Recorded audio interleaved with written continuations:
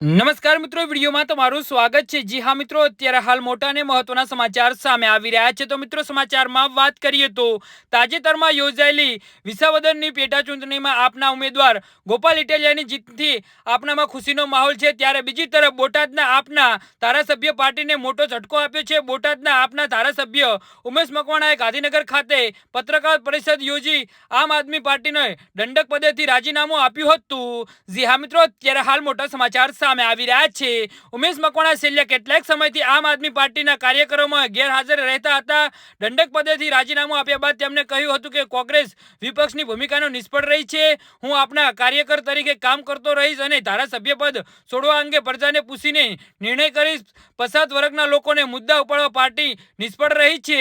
જી હા મિત્રો, અત્યારે હાલ મોટા સમાચાર સામે આવી રહ્યા છે।